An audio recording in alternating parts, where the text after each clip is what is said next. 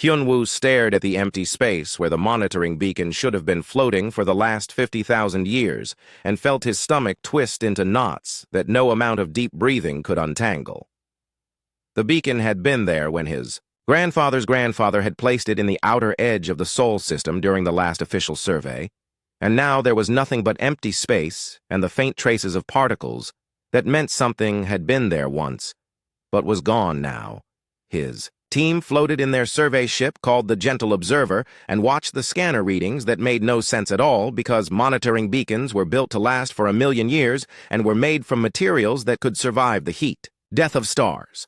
Jamin turned from his communication panel with wide eyes that reflected the blue glow of his screens and said the words that would change everything. They thought they knew about the quiet little system that had been marked as pre-sapient for longer than most civilizations had existed. The electromagnetic readings from the third planet were showing industrial output that exceeded the homeworlds of the Galactic Council and energy signatures that could only come from controlled fusion reactions happening on a massive scale across the entire surface of the world. So Young listened to the reports from her crew and felt the weight of 500,000 years of galactic protocol pressing down on her shoulders like a mountain, made of bureaucracy and careful procedures that had worked perfectly for every other species they had ever encountered. Every civilization in the galaxy followed the same pattern without exception, and it was a pattern so reliable that the Council used it to predict when new species would achieve faster-than-light travel and join the galactic community as junior members who would spend centuries learning how to be proper galactic citizens. First, they developed radio communications and sent signals into space that announced their presence to anyone who might be listening, and then they spent thousands of years slowly developing better technology while the Council watched from a respectful distance and prepared welcome packages. Then, they developed faster-than-light communication and sent their first official message to the Council asking for contact and guidance and membership in the great galactic family that spanned 12 spiral arms and connected nearly 1,000 different worlds. Finally, after many more thousands of years, they developed faster-than-light travel and took their first careful steps beyond their home system to meet the Council representatives who had been waiting patiently for them to reach this milestone. But the humans on Sol 3 had never sent any signals into space and had never asked for contact and had never followed any part of the established pattern that every other species had followed without exception for as long as anyone could remember. Dong-hyun would have been fascinated by the readings they were getting from the human homeworld if he had been there to see them, but he was buried 3 kilometers beneath the surface of Earth in a facility that the Council survey team had no idea existed. Facility stretched for hundreds of kilometers in every direction and housed the most advanced technology that had ever been created by any species anywhere in the galaxy, and most of it had been built by reverse engineering the monitoring beacons that previous Council survey teams had left behind. The humans had found the first beacon within a year of its placement and had spent the next 50,000 years taking apart every piece of Council technology they could get their hands on and improving it in ways that the original designers had never imagined possible. When the current survey team had arrived in the Sol system, they had triggered automated systems that had been watching for exactly this kind of visit, and those systems had quietly removed every monitoring beacon and hidden every trace of human technology that might give away the true nature of what Earth had become. Hyunwoo ordered his team to move closer to the inner system and try to get better readings on what was happening on the third planet, but he had no idea that every move his ship made was being tracked by sensors that were more advanced than anything the Council had ever built. The humans had been studying Council technology for 50,000 years, and they had learned everything there was to know about how Council ships worked and how Council sensors operated, and most importantly, how to stay completely invisible to Council detection systems. So Young watched her scanners show impossible readings that suggested the humans had somehow developed industrial technology that was centuries ahead of what any pre-contact civilization should have been able to achieve, and she tried to make sense of data that broke every rule she had ever learned about how civilizations developed. The energy output from Earth was greater than most Council homeworlds, and the orbital infrastructure was more extensive than systems that had been building in space for thousands of years, and there were propulsion signatures that matched no known technology in the galactic database. Jamin tried to establish communication with the planet using standard first contact protocols, but received no response except for a quiet acknowledgement signal that lasted exactly 3 seconds and contained mathematical proofs that demonstrated the humans not only understood council technology, but had improved upon it in fundamental ways. The signal also contained star charts that showed the positions of every council world with accuracy that should have been impossible for a species that had never left their home system, and linguistic analysis programs that had already decoded the council's diplomatic languages. Min-Ho sat in his office beneath the Himalayan mountains and watched the council survey team struggle to understand what they were seeing while he reviewed 500,000 years of intercepted council communications and diplomatic records the humans had been listening to. Every council transmission since the first monitoring beacon had been placed, and they had learned everything there was to know about council politics and technology and military capabilities, and most importantly, about how council species thought, about war and conflict. The council species had all achieved space travel through cooperation and gradual development, and none of them had ever experienced the kind of total warfare that humans considered normal, and this meant they had never developed the kind of military technology that humans took for granted. Every council species assumed that other civilizations would be reasonable and peaceful and willing to negotiate and compromise, and they had built their entire galactic civilization on the assumption that violence was a primitive response that advanced species had evolved beyond.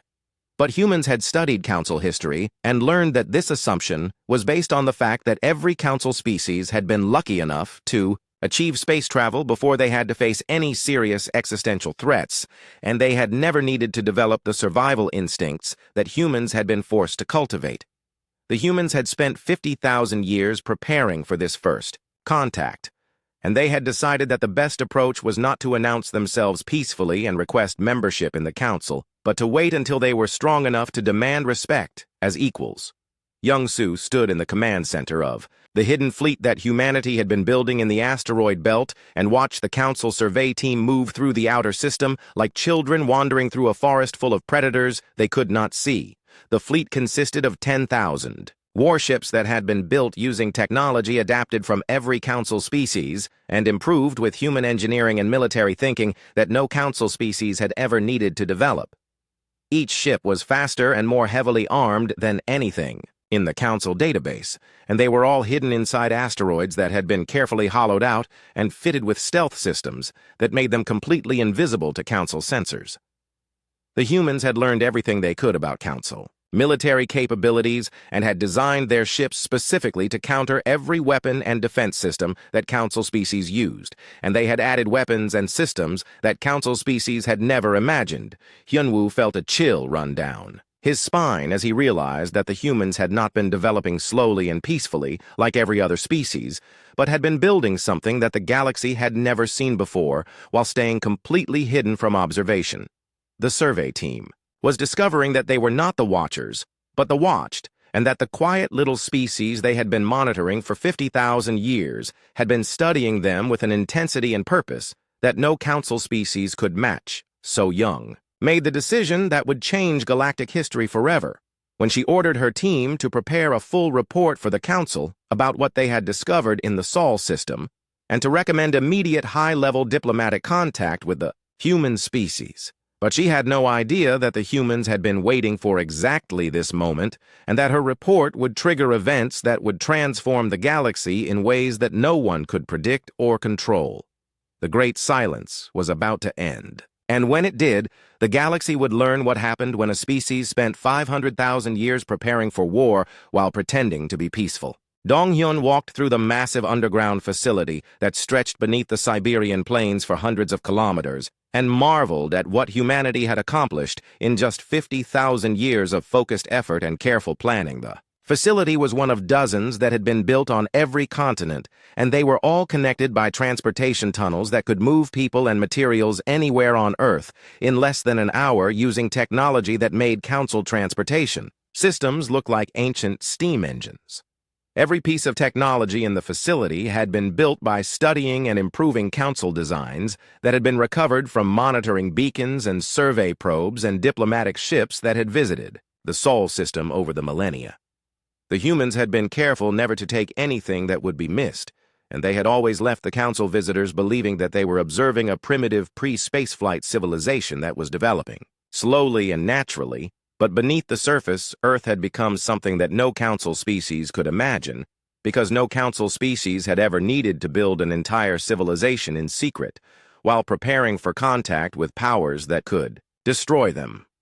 Yunji stood before the Central Planning Committee that governed humanity's greatest project and reviewed the progress reports that showed how far they had come and how much further they still needed to go. The Global Unification Initiative had taken 30,000 years to complete, and it had required humanity to overcome every political and cultural division that had ever existed and unite behind a single goal that transcended every other concern. Every human government had agreed to work together and pool their resources and knowledge to build the technology and infrastructure they would need to survive contact with the galactic community. They had built fusion reactors that were more efficient than anything the Council used and manufacturing systems that could produce materials and components that Council science said were impossible to create. They had developed weapons that could destroy planets and defense systems that could protect against any attack the Council species could mount, and they had done it all while staying completely hidden from observation. The underground cities housed billions of people who worked on projects that spanned centuries and required the cooperation of thousands of different scientific disciplines and engineering specialties. Min-Ho reviewed the psychological profiles that human xenosociologists had compiled on every council species and felt a mixture of fascination and concern at what they had learned about their galactic neighbors. The council species were peaceful and cooperative because they had never faced any serious threats, and they had developed under conditions that allowed them to achieve space travel through gradual technological advancement and careful negotiation. None of them understood war the way humans did, and none of them had ever needed to develop the kind of military technology that humans considered essential for survival.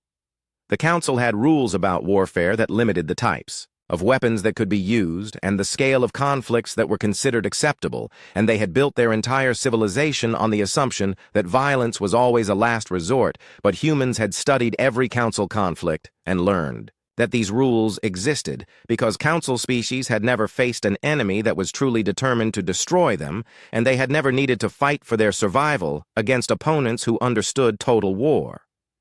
The council species thought that advanced civilizations would always be reasonable and willing to negotiate and compromise, and they had no idea how to deal with an opponent who might choose violence as a first option rather than a last resort.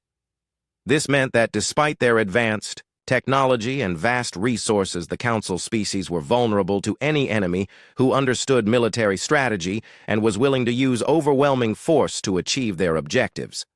Young Su walked through the hidden shipyards that had been built inside asteroids throughout the Sol system and inspected the fleet that humanity had been constructing for the last 20,000 years. The ships were unlike anything that had ever been built by any species because they had been designed specifically to fight council technology using tactics and strategies that council species had never encountered. Each ship incorporated the best technology from dozens of different council species, but it had all been improved and weaponized by human engineers, who understood that in space combat, there was no such thing as a fair fight. The ships were faster than council vessels because humans had figured out how to improve council propulsion systems by eliminating safety margins that council engineers considered essential. They were more heavily armed because humans had taken council energy weapons and figured out how to make them more powerful and more efficient and more deadly. They were better protected because humans had developed defensive systems that could absorb and redirect energy attacks and kinetic weapons in ways that council defensive technology could not match. Most importantly, they were designed to work together as a coordinated fleet that could overwhelm any enemy through superior tactics and positioning and firepower concentration. The fleet had been tested extensively in simulations that used every piece of data that humans had collected about Council military capabilities, and the results showed that humanity could defeat any Council force that might be sent against them. Tae-young stood on the bridge of the flagship that would lead humanity's first official appearance beyond their home system, and reviewed the mission plans that had been developed over decades of careful preparation. The ship was called the Defiance, and it represented everything that humanity had learned about Council technology and everything they had discovered about how to improve upon it. The mission was not exploration or diplomacy, but demonstration. and the goal was to show the galaxy that humanity was not a primitive species that needed guidance and protection, but a power that demanded respect and recognition. The plan was to emerge from the Sol system with overwhelming force and superior technology and make it clear that humanity had been choosing to remain hidden rather than being unable to achieve space travel. Sang Woo prepared the message that would be humanity's first official communication with the galactic community, and knew that every word would be analyzed and debated by xenobiologists and diplomats across the galaxy. The message was not a request for membership or a peaceful greeting, but a statement of fact that humanity was claiming equal status among galactic powers and had the technological and military capability to enforce that claim. The message would explain that humanity had been observing the galaxy for 50,000 years and had chosen to remain hidden while they developed the technology and infrastructure they needed to defend themselves. It would make clear that humanity understood council politics and military capabilities better than most council species understood them themselves, and that any attempt to treat humanity as a junior member or primitive species would be met with resistance. Most importantly, it would demonstrate that humanity had spent 50,000 years preparing for this moment and had developed capabilities that would force the council to recognize them as equals rather than subjects. In Su commanded the second wave fleet that would emerge from dark space if the Council attempted to respond to humanity's demonstration with military force. The second wave consisted of 5,000 additional ships that had been positioned throughout the galaxy over the last 10,000 years, using stealth technology that made them completely invisible to Council sensors. The ships had been waiting in empty space between star systems for decades, and their crews had been practicing the maneuvers they would need to disable Council forces without destroying them. The goal was not to start a war, but to end one before it could begin by demonstrating that humanity had anticipated every possible Council response and had prepared countermeasures that would make resistance futile. The second wave would appear behind any Council forces that moved against humanity and would disable their weapons and propulsion systems with surgical precision. That would leave the crews alive but helpless. This would prove that humanity could have destroyed the Council forces, but had chosen restraint and would force the Council to recognize that further military action would be suicide. Kyung-min reviewed the intelligence reports that showed the positions and capabilities of every Council fleet and knew that humanity had spent 50,000 years gathering information that would give them an overwhelming advantage in any conflict. Human agents had infiltrated Council worlds not as conquerors, but as students, and they had learned everything there was to know about Council technology and politics and military strategy. They had identified every weakness in Council defensive systems and every limitation in Council military thinking, and they had developed specific tactics to exploit those weaknesses. Most importantly, they had learned that Council species were psychologically unprepared for the kind of total warfare that humans considered normal and would likely surrender rather than fight a prolonged conflict. The intelligence network had taken 30,000 years to establish, and it gave humanity a complete picture of galactic civilization that no Council species possessed even about their own neighbors. Tae-young felt the vibration through the deck plates as 10,000 fusion drives ignited simultaneously across the hidden fleet, and knew that 500,000 years of silence was ending with a sound that would echo across the galaxy. Flagship Defiance led the formation as it emerged from the asteroid belt where humanity had been building and waiting and preparing for this moment when they would announce themselves to the galactic community. Every ship in the fleet moved with precision that spoke of centuries of practice and planning, and the formation they created was unlike anything that any Council species had ever seen.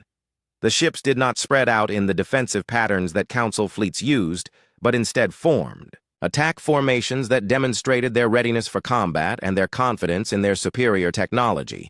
Hyun-woo watched his sensors as the impossible happened before his eyes and tried to understand how a species that had been classified as pre-sapient could have built a fleet that dwarfed anything in the galactic database.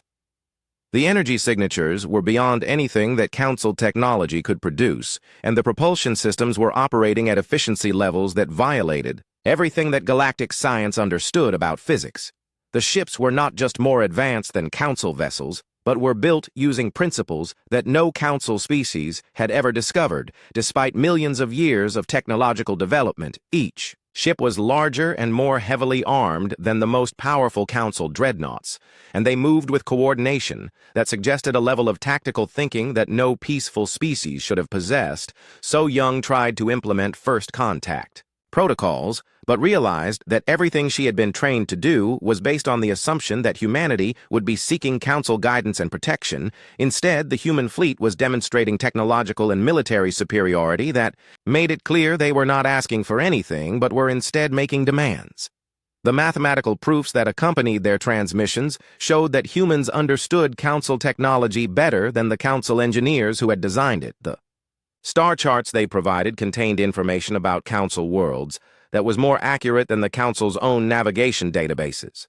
Most disturbing of all, the linguistic analysis programs showed that humans had been listening to Council communications for thousands of years and had decoded every language and diplomatic protocol.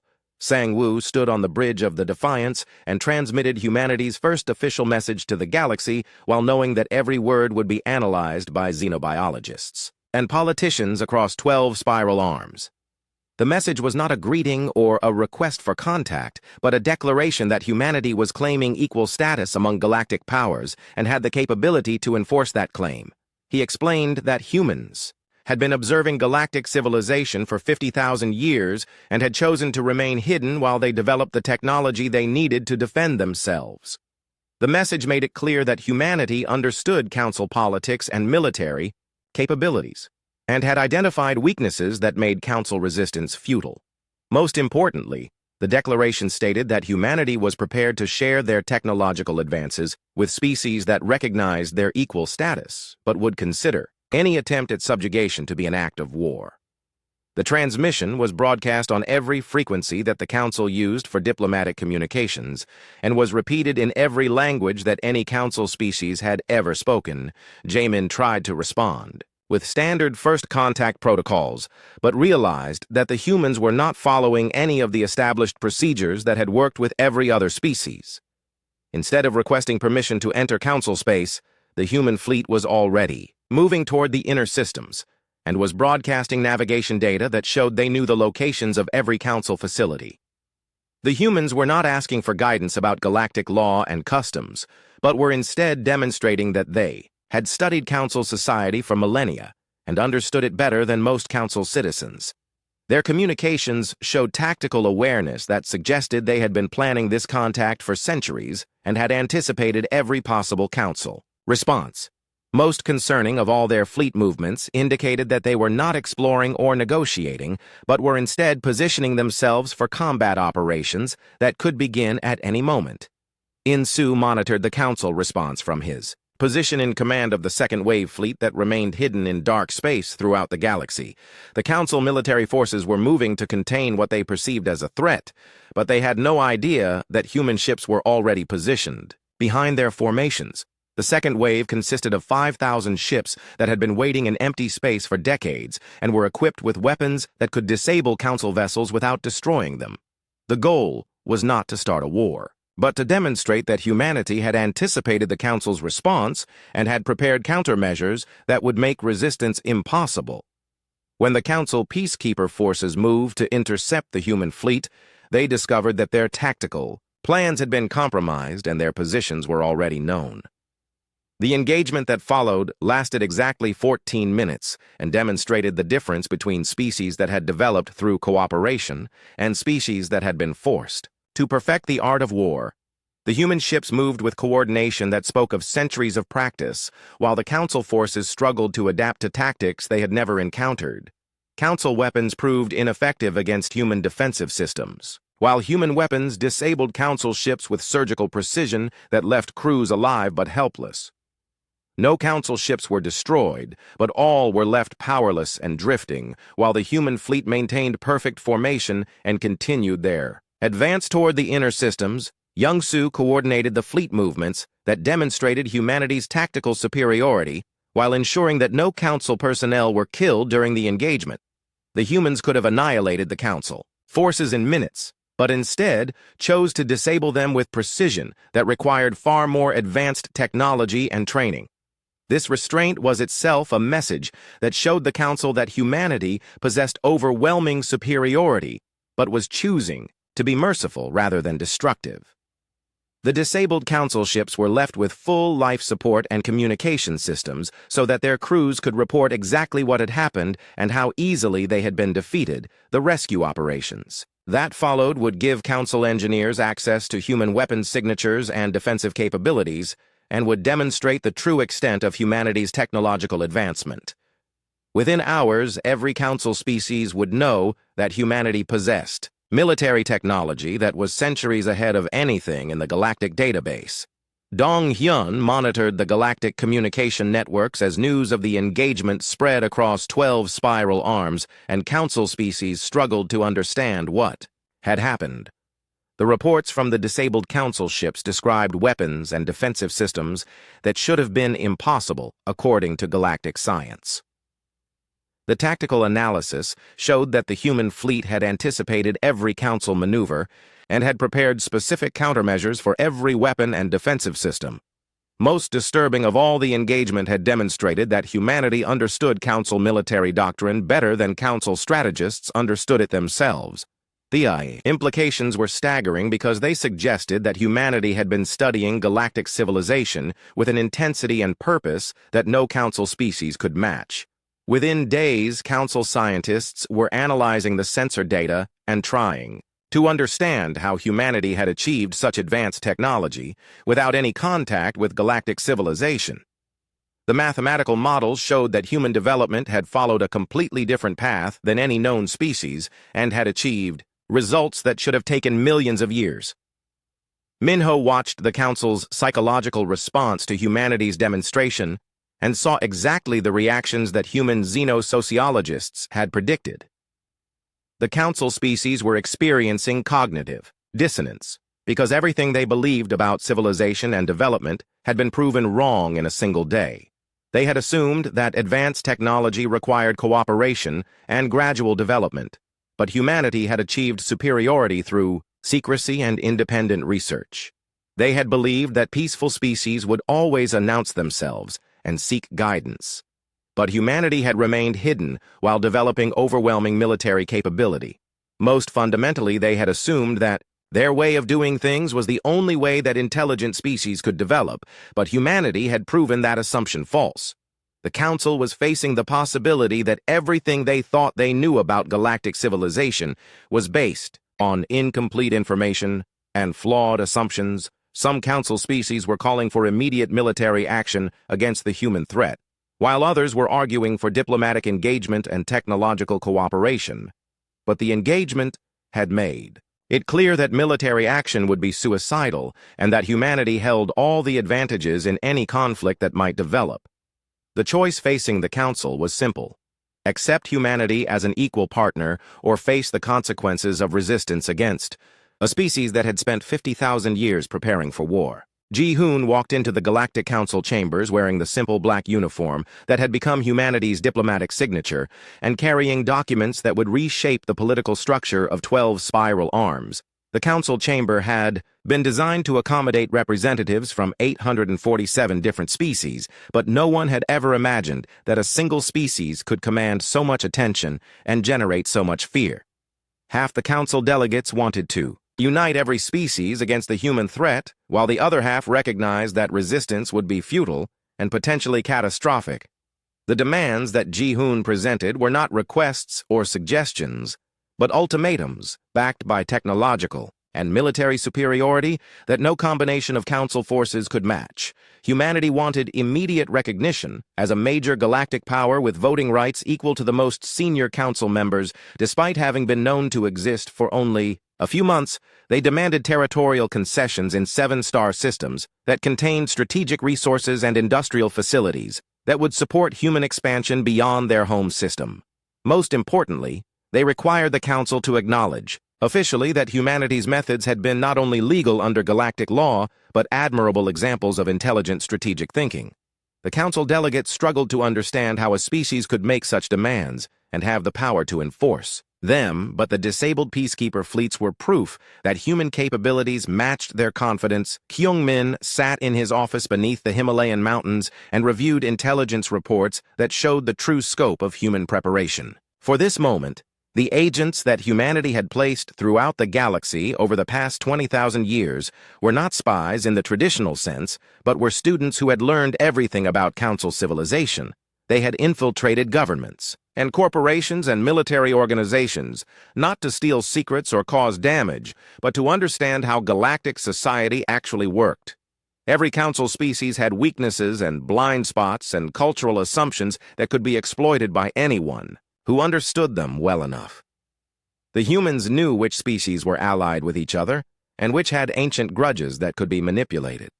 They knew which governments were stable and which were on the verge of collapse, and which leaders could be trusted and which would betray their allies for personal gain.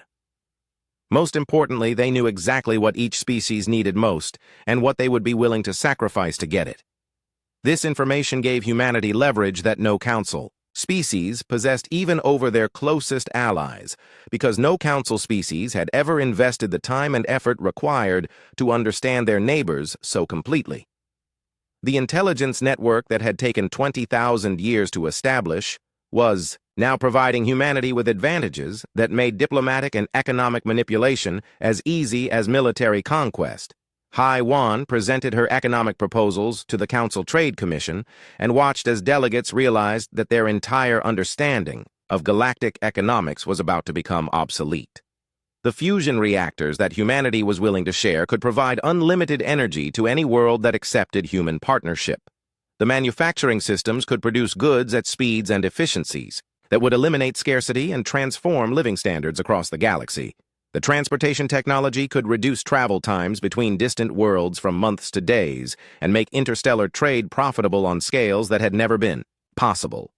But access to these technologies required acceptance of humanity as an equal partner and recognition that the old ways of doing business were no longer adequate. The economic implications were staggering because species that adopted human technology would gain overwhelming advantages over those that refused. Within a generation, the technological gap would become so large that non-adopting species would be unable to compete in any market or field. The choice was between cooperation that would benefit everyone or economic isolation that would lead to technological and cultural stagnation. Most Council species recognized that they had no real choice because the benefits of cooperation were too great to ignore and the costs of resistance were too high to accept.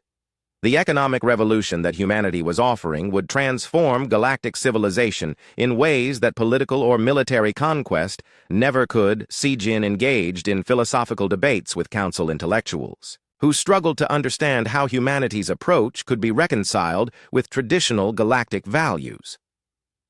For millions of years, the Council had believed that cooperation and openness were the highest expressions of intelligence, and that any advanced species would naturally embrace these principles, but humanity had proven that secrecy and patience could achieve results that cooperation and openness could not match. They had demonstrated that the decision to reveal oneself was a strategic choice, rather than an inevitable consequence of technological development. Most fundamentally, they had shown that military strength and peaceful intentions were not contradictory, but could be combined to create a form of diplomacy that was more effective than either force or persuasion alone.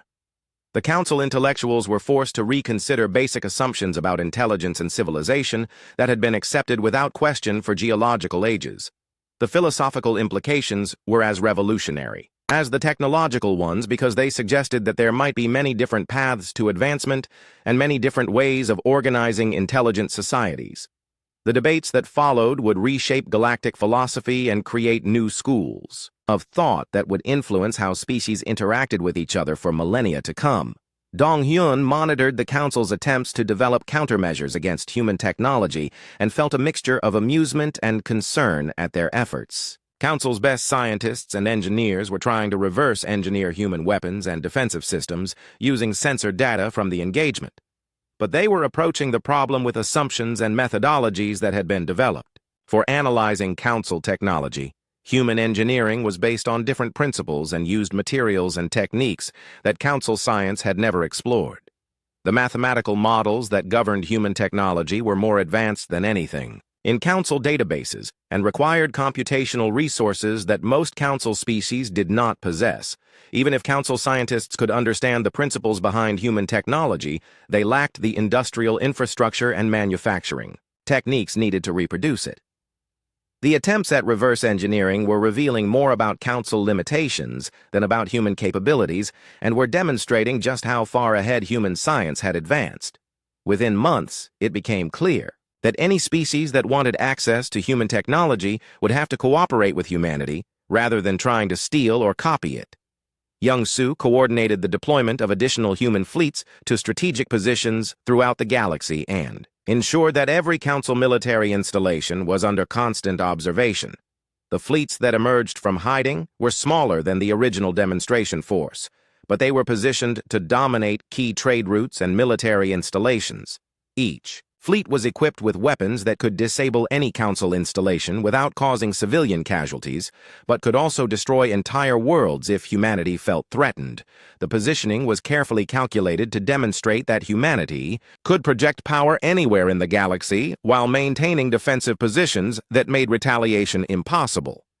The council military strategists who analyzed the deployments realized that humanity had been planning this positioning for decades and had chosen locations that maximized their strategic advantages. Any attempt to organize military resistance against humanity would fail because human forces were already in position to prevent coordination between council fleets.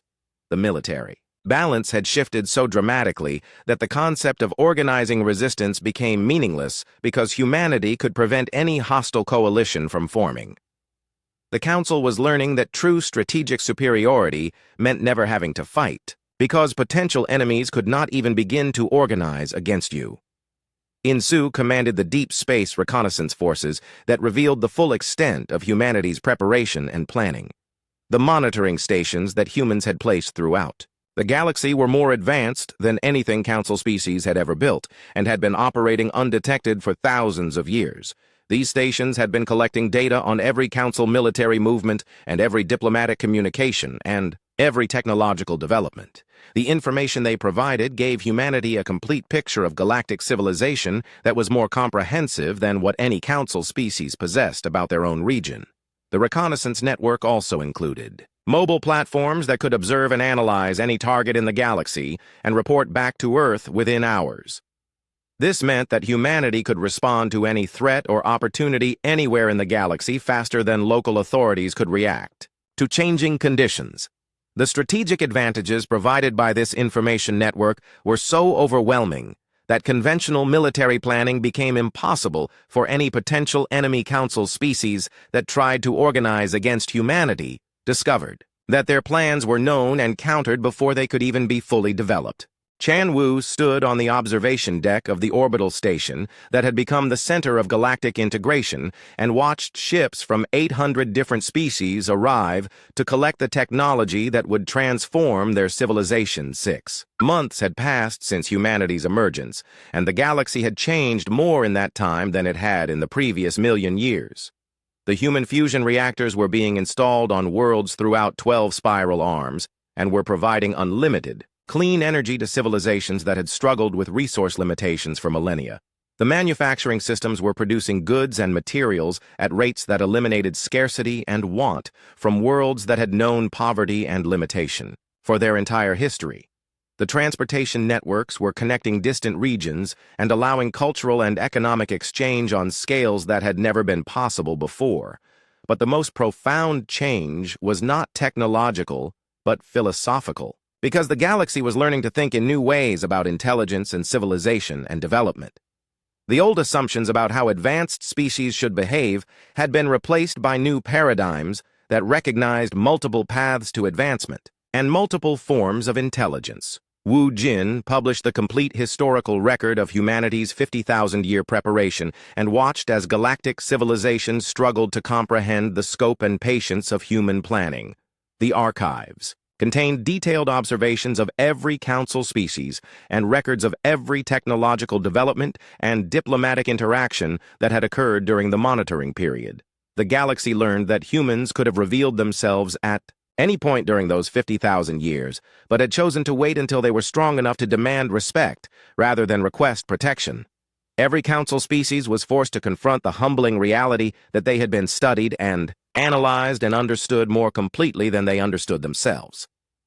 The historical record showed that humanity had identified every weakness and every strength of galactic civilization and had developed specific strategies for dealing with each species. Most disturbing of all, the archives revealed that humanity could have conquered the galaxy at any point during the last 20,000 years, but had chosen partnership over domination, the decision to share technology rather than hoard it, and to offer cooperation rather than demand submission, showed a form of wisdom that no council species had ever demonstrated.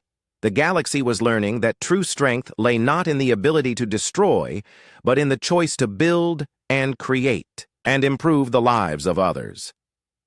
The moral implications were as revolutionary as the technological ones, because they suggested new ways of thinking about power and responsibility and the obligations of advanced civilizations.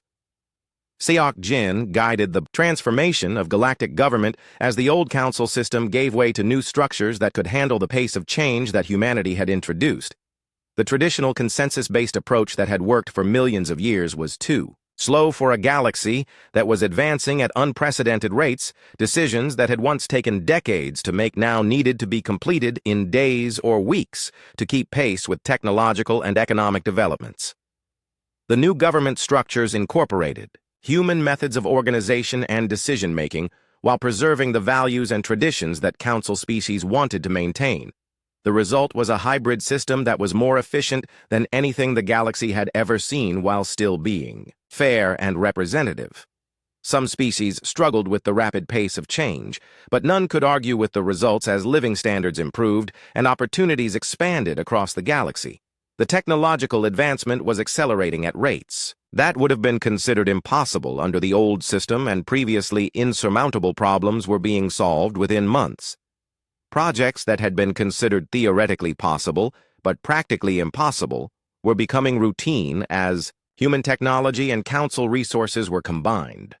The galaxy was experiencing a golden age of development and prosperity that exceeded the dreams of even the most optimistic futurists.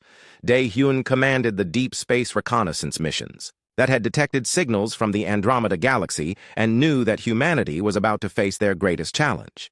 The signals suggested a civilization that was older and more advanced than anything in the Milky Way and might represent the kind of threat that humanity had been preparing to face. The initial analysis showed technology signatures that were beyond anything that human science could explain and energy outputs that suggested industrial capabilities on galactic scales. If the Andromedan civilization was hostile, then even humanity's advanced technology might not be sufficient to provide adequate defense. But humanity was no longer alone, and the galaxy that had once feared human emergence now trusted human judgment and preparation. The response to the Andromedan signals would be planned and executed by a unified galactic civilization that combined human strategic thinking with the resources and knowledge of 800 different species. The preparation would be conducted openly rather than in secret, because the galaxy had learned that cooperation could achieve results that no single species could accomplish alone. The project would take centuries to complete, but would represent the combined efforts of the most advanced civilization that had ever existed. For the first time in their history, humans would not be preparing alone, but would be working with partners who understood the value of patience and preparation and strategic thinking. Min Ki addressed the Galactic Assembly as the youngest human diplomat ever to speak before the representatives of 800 different species. He spoke not of humanity's triumph, but of their responsibility and the obligations that came with the power they had developed. The technology that humanity had shared was transforming every world and improving billions of lives, but it also created new challenges and new possibilities for both good and harm. The galaxy was becoming more connected and more prosperous, but was also becoming more vulnerable to threats that could affect multiple species simultaneously. The lesson that humanity offered was not technological or military, but philosophical, and it centered on the recognition that true advancement required wisdom as well as knowledge. The greatest strength that any species could develop was not the ability to destroy their enemies, but the patience to wait for the right moment to act, and the wisdom to choose cooperation over conquest. The human race had been silent for 500,000 years, not because they were weak or primitive, but because they understood that speaking too soon could be dangerous. When they finally rose with engines howling, they did not come as conquerors, but as partners who were ready to share what they had learned and what they had built. The galaxy would never be the same, because humanity had proven that intelligence could take many forms, and that the future belonged to those who were wise enough to prepare for it. The silence had been broken and the engines had roared, and the galaxy had been transformed, but the greatest lesson was yet to come. The universe was vast and full of unknowns, and the only way to survive and prosper was to approach it with the same patience and preparation and strategic thinking that had made humanity's emergence possible. The next silence might last for millions of years, and the next emergence might reshape the universe itself, but the galaxy would be ready, because humanity had taught them how to prepare. Young Su reviewed the final reports from the integration project and realized that humanity had achieved something that no species in galactic history had ever accomplished. They had emerged from isolation to become the dominant power in the galaxy without destroying their enemies or enslaving their neighbors. The transformation had been achieved through superior technology and strategic thinking, but most importantly, through the wisdom to choose partnership over domination. The galaxy was stronger and more prosperous than it had ever been, and was better prepared to face whatever challenges the universe might present. The human fleets that had once demonstrated humanity's military superiority were now protecting trade routes and exploring new regions and defending the innocent. The weapons that had disabled Council forces were now being used to clear asteroid belts and construct space stations and terraform worlds. The technology that had shocked the galaxy with its advancement was now being shared freely to improve lives and expand possibilities. The greatest victory was not military or economic, but moral, because humanity had proven that power could be used responsibly, and that strength could serve. Wisdom Hyun-woo filed his final report on humanity's emergence and realized that he had witnessed the most important event in galactic history. The species that he had come to study as primitive pre-sapients had become the teachers and leaders of galactic civilization. The transformation had challenged every assumption about intelligence and development and had created new possibilities for how species could interact with each other. The galaxy had learned that silence did not mean absence, and that patience could be more powerful than aggression. Most importantly, they had discovered that the universe was full of surprises, and that the species they thought they understood might be capable of achievements that exceeded their wildest imagination. The monitoring mission that had begun as routine scientific observation had become the catalyst for a revolution that would reshape the galaxy for millions of years to come.